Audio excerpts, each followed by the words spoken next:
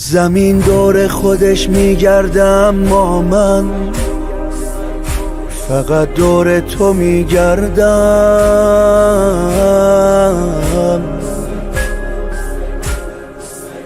زمان کوتاه تا جایی که میتونم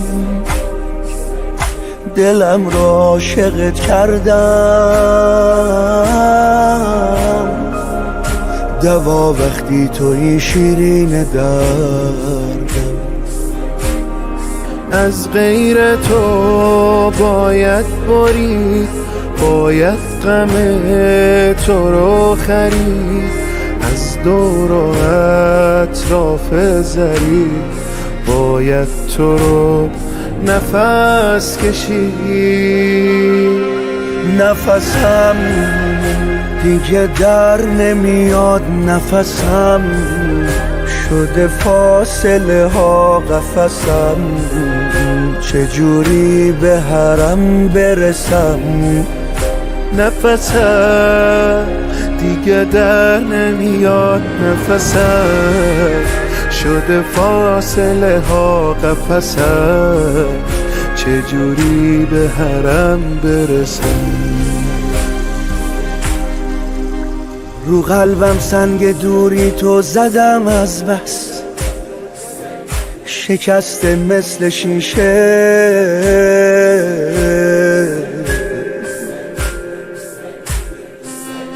صبوری میکنم اما تماشا کن، دلم آروم نمیشه. بمونم زنده دور از تو که چیشه. نزدیک تو سمت خداست، من گم شدم اینجا کجاست؟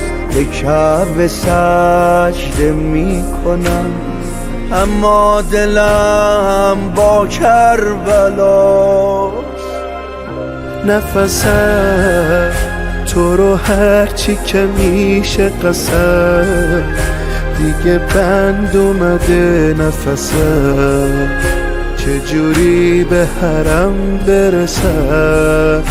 نفسم تو رو هرچی که میشه قسم، دیگه بند اومده نفسم.